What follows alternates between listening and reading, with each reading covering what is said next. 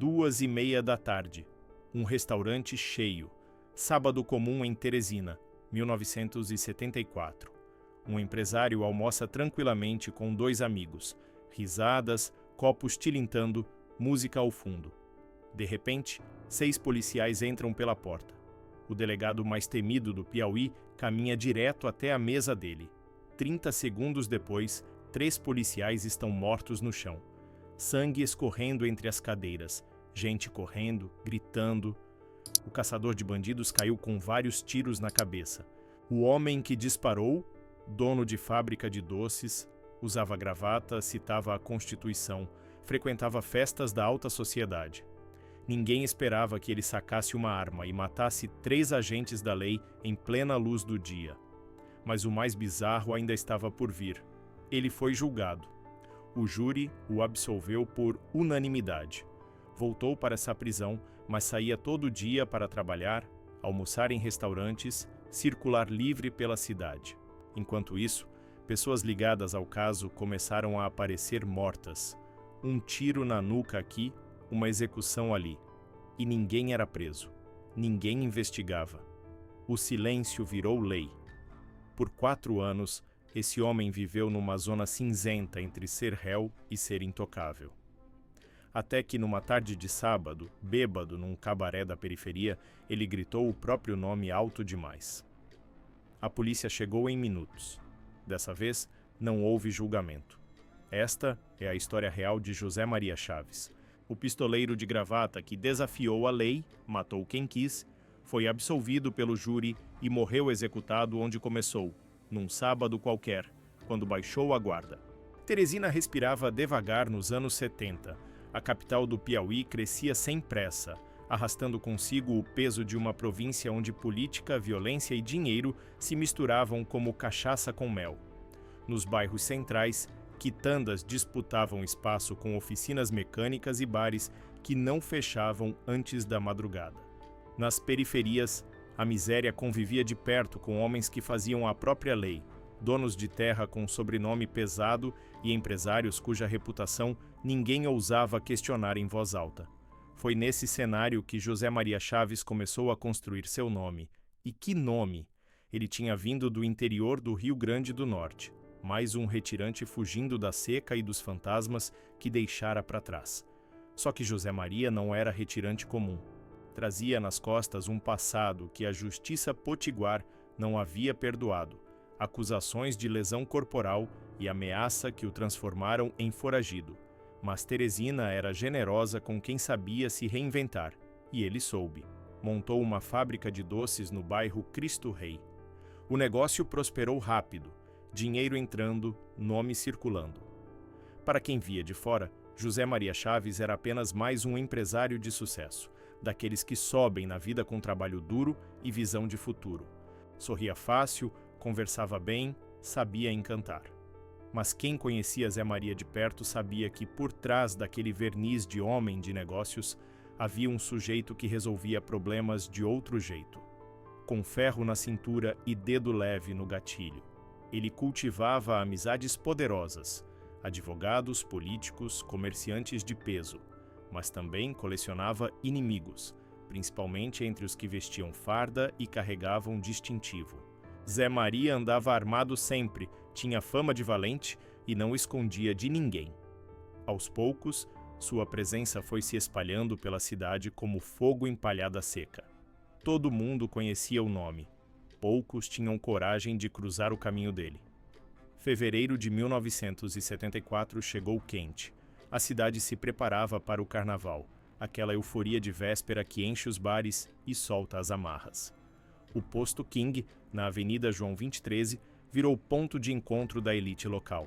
Tinha um restaurante ali que servia boa comida, música ao vivo, bebida gelada. Empresários, advogados, gente da sociedade passava por lá para ver e ser vista.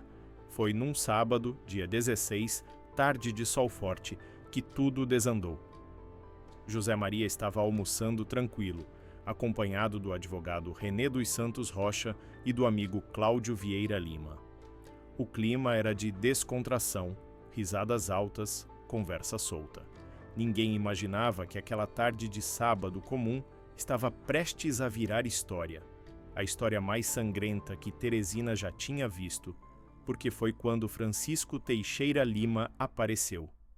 Delegado F.T. Lima não era policial qualquer, era lenda viva. Chamavam ele de Caçador de Bandidos, um apelido que ele carregava com orgulho e que fazia criminoso tremer só de ouvir.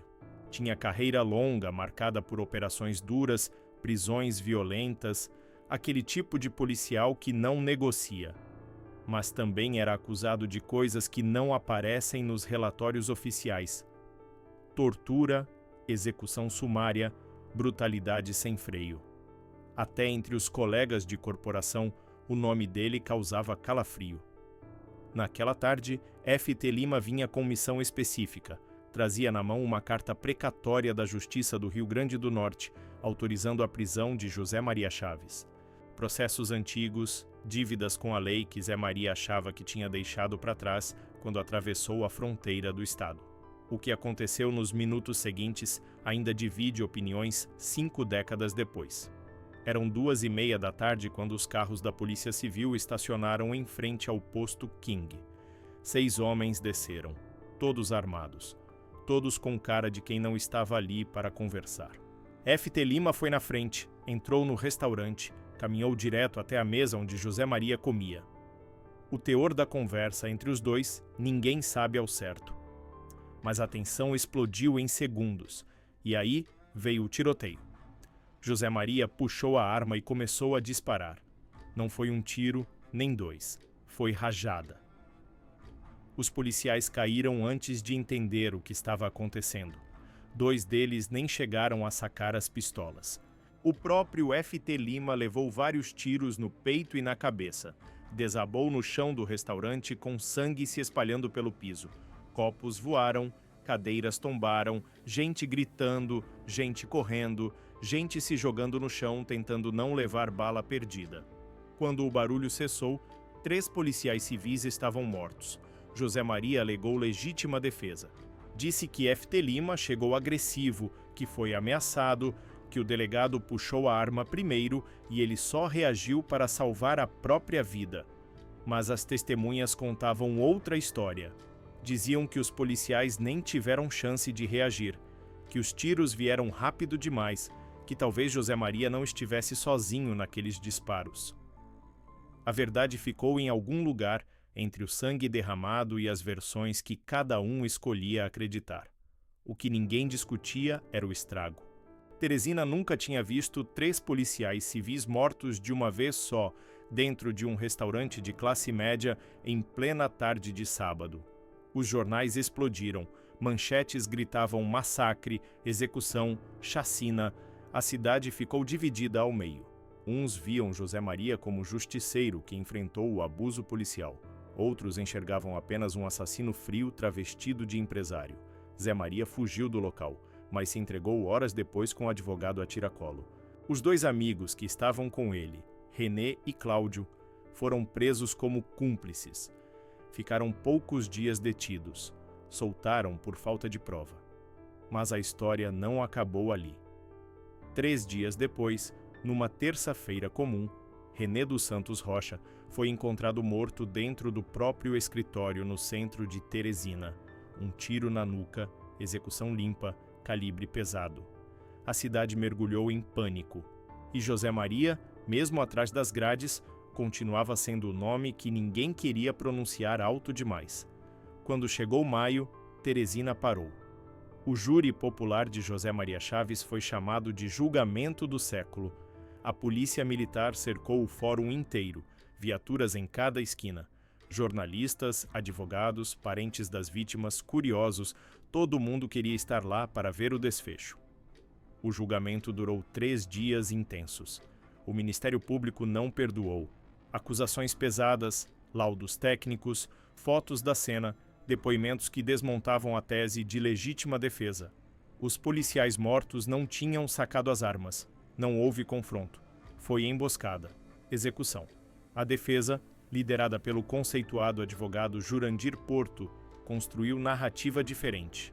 Pintou F.T. Lima como policial violento que entrou exaltado, armado, sem mandado na mão, ameaçando José Maria.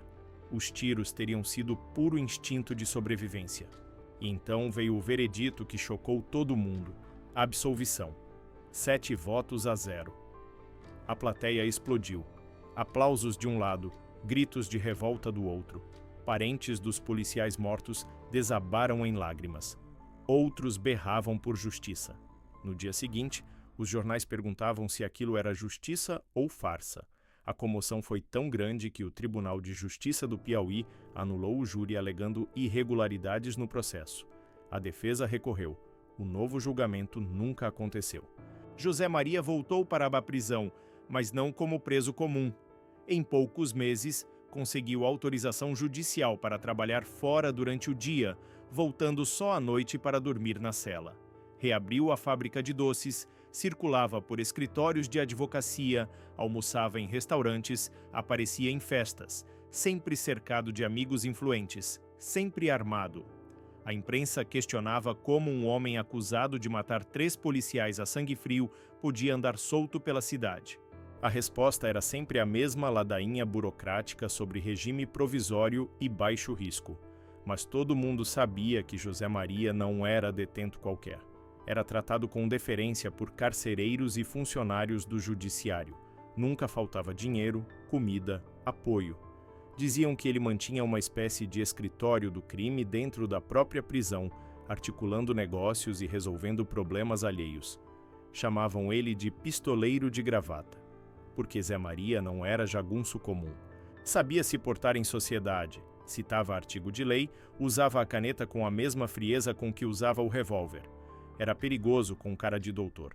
De 1975 a 1978, ele viveu nessa gangorra.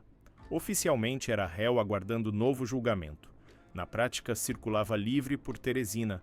A fábrica funcionava, os negócios andavam, ele frequentava bares e reuniões políticas.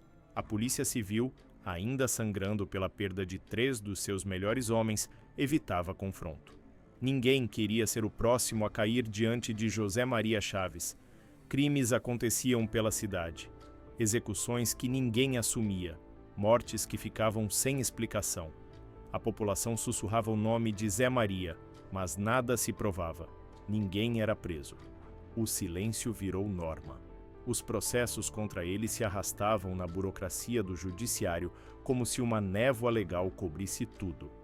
A cidade foi esquecendo, ou fingindo esquecer, o massacre do Posto King. Até que chegou o sábado, 28 de novembro de 1978. O dia estava abafado, céu pesado de verão. José Maria saiu de casa cedo. Testemunhas disseram que ele estava diferente, alterado, embriagado. Rodou por alguns bares bebendo conhaque e cerveja. Por volta das 3 da tarde, entrou num cabaré da Zona Sul, bairro São Pedro. Ali dentro, segundo os relatos, ele discutiu com frequentadores. Falou alto demais. Gritou que era Zé Maria Chaves, que ninguém mandava nele, nem polícia, nem juiz. Alguém fez um telefonema para a Rádio Patrulha. A mensagem foi direta. Zé Maria está armado no cabaré. Vai matar gente. 2 viaturas da Polícia Militar chegaram em minutos. Os soldados não estavam ali para negociar. Estavam ali para encerrar uma história que já durava tempo demais.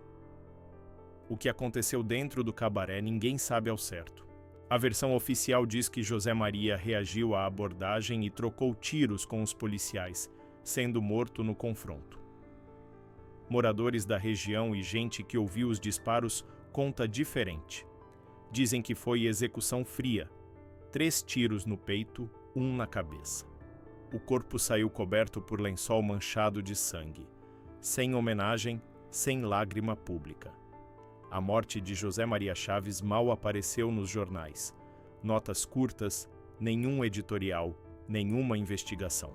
Não houve sindicância, não houve depoimento dos policiais envolvidos. O caso foi encerrado como reação à abordagem. Aquela expressão genérica que a polícia usava quando alguém indesejado era abatido. Os bens dele foram dilapidados rápido. A fábrica de doces faliu meses depois. Os amigos sumiram. A história virou lenda nos bares da Zona Sul. Uns diziam que ele tinha dinheiro escondido. Outros falavam de uma lista de inimigos marcados para morrer, mas que José Maria não teve tempo de completar. Hoje, passados mais de 50 anos, o nome José Maria Chaves raramente aparece fora do Piauí, não está em livros de história, não tem verbete em enciclopédia, mas nas ruas de Teresina, principalmente nos bairros mais antigos, o nome dele ainda é pronunciado com aquele tipo estranho de sentimento que mistura respeito e medo. Como se a cidade não tivesse certeza se enterrou um criminoso ou uma lenda.